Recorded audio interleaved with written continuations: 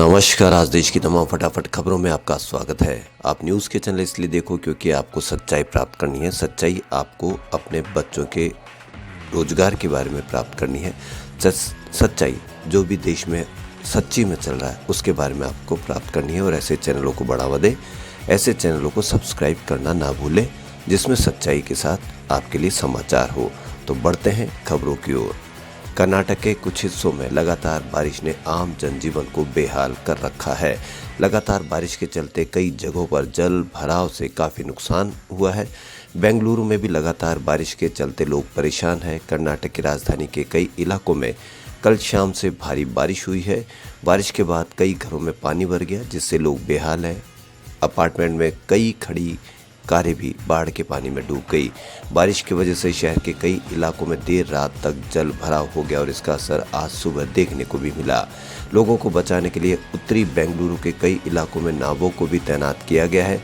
राष्ट्रीय आपदा प्रबंधन प्राधिकरण और राज्य आपदा प्रतिक्रिया बल को भी पानी निकालने के लिए कहा गया है। अधिकांश जल जमाव झील के तल पर बने अपार्टमेंट में और उसके आसपास हुआ है जहां पानी को हटाने के लिए कोई विकल्प नहीं है।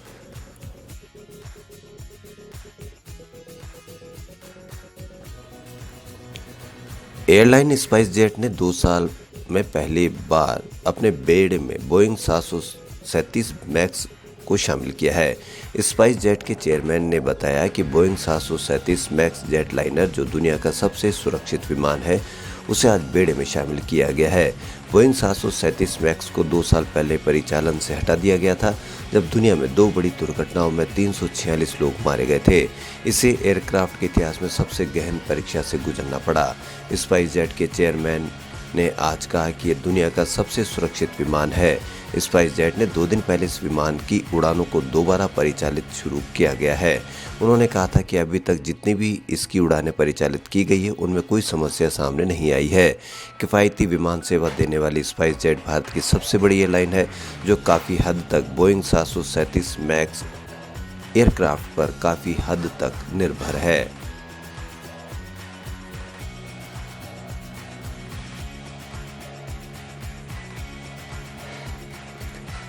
केंद्र ने सोमवार को राज्यों और केंद्र शासित प्रदेशों को सलाह दी है कि वे कार्यस्थलों पर कोविड-19 टीकाकरण अभियान चला सकते हैं और जिन्हें टीका नहीं लगवाने वाले सहकर्मियों को प्रोत्साहित करने के लिए अन्य कर्मचारियों को सकारात्मक संदेश वाले पेज बांट सकते हैं। टीका नहीं लगवाने वालों को भी टीका लगाने के तरीके तलाश रहे केंद्रीय स्वास्थ्य मंत्रालय ने जिलों और गाँव में प्रतिष्ठित और प्रभावशाली लोगों तथा समुदाय के नेताओं की मदद लेकर लोगों को कोविड का टीका लगाने के लिए प्रेरित करने की सलाह दी है। राज्यों और केंद्र शासित प्रदेशों के स्वास्थ्य विभाग में पदस्थ अवर मुख्य सचिव, प्रधान सचिव और सचिवों को लिखे पत्र में केंद्रीय स्वास्थ्य सचिव राजेश भूषण ने कहा कि प्रभावशाली हस्तियों समुदाय के नेताओं की पहचान करके उन्हें एम्बेसडर बनाया जा सकता है। वे हर घर दस्तक से भी जुड़ सकते हैं और टीके की दोनों खुराक लगवाने तथा समय पर टीकाकरण पूरा करने के महत्व के बारे में उचित सलाह दे सकते हैं।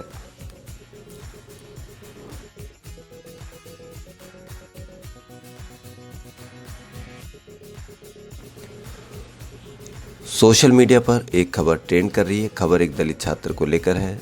क्रेडिट कार्ड में गड़बड़ होने की वजह से समय पर फीस न भर पाने वाले दलित समुदाय के एक छात्र को सुप्रीम कोर्ट ने बड़ी राहत दी। सुप्रीम कोर्ट ने आज बॉम्बे IIT को आदेश दिया कि वह अगले 48 घंटे में छात्र को दाखिला दे। सुप्रीम कोर्ट ने यह भी कहा कि दलित छात्र को सीट के लिए किसी दूसरे छात्र की सीट ना ली जाए बल्कि उसके लिए अलग से सीट बनाई जाए। गौरतलब है कि क्रेडिट कार्ड के काम नहीं करने के कारण यह छात्र फीस नहीं जमा करा सका जिसके चलते उसे IIT बॉम्बे में दाखिला नहीं मिला था। सुप्रीम कोर्ट ने कहा कि अदालत को कभी कभी कानून से ऊपर उठना चाहिए क्योंकि कौन जानता है कि आगे चलकर 10 साल बाद वह हमारे देश का नेता हो सकता है।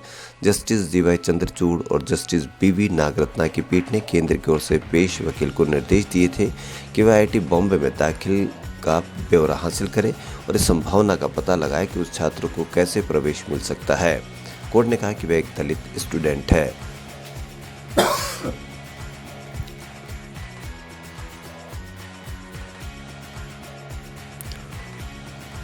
रामायण सर्किट ट्रेन के वेटरों को संतों की वेशभूषा पहनाने पर हुए विवाद के बाद रेलवे ने उनका ड्रेस कोड बदल दिया है।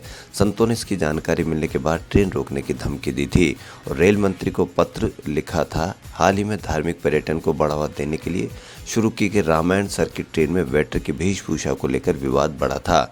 इसके बाद ड्रेस कोड में बदलाव कर दिया गया। सोशल मीडिया पर तेजी से वायरल हो रहे एक वीडियो में ट्रेन के अंदर काम करने वाले वेटर संतों की वेशभूषा में दिखाई दे रहे थे।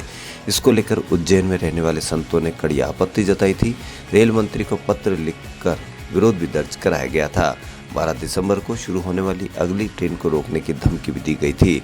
मालूम हो कि अयोध्या, चित्रकूट समेत भगवान राम से जुड़े धार्मिक स्थलों की यात्रा कराने के उद्देश्य से भारतीय रेलवे ने IRCTC के माध्यम से रामायण एक्सप्रेस ट्रेन की शुरुआत की थी। धार्मिक यात्रा से जुड़ी इस ट्रेन में श्रद्धालुओं को खाना ट्रेन के अंदर ही परोसा जा रहा है।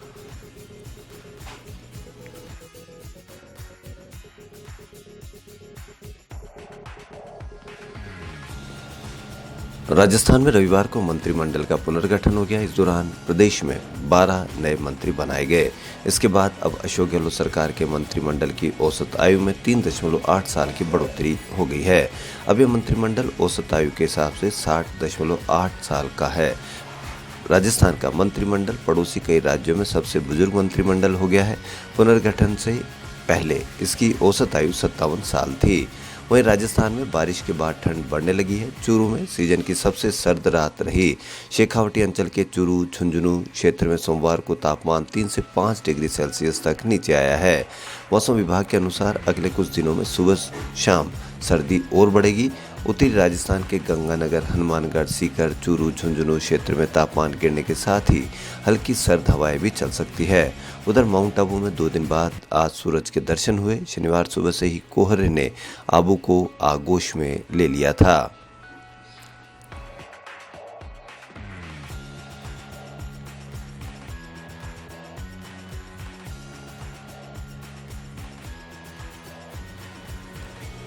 शाहिद कपूर की फिल्म जर्सी का पोस्टर रिलीज हुआ। साथ ही फिल्म के ट्रेलर की रिलीज डेट का भी ऐलान किया गया है। फिल्म का ट्रेलर 23 नवंबर को रिलीज किया जाएगा। पोस्टर में वो क्रिकेट ड्रेस पहने और हाथ में बैट लिए नजर आ रहे हैं।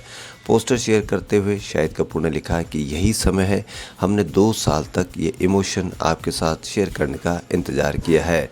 यह कहानी खास है, ये टीम खास है, ये किरदार खास है। आभार व्यक्त करने के लिए मेरे पास शब्द नहीं है। मुझे उम्मीद है कि आप सभी को ये महसूस होगा कि जो मैंने उसे खेलते समय महसूस किया था।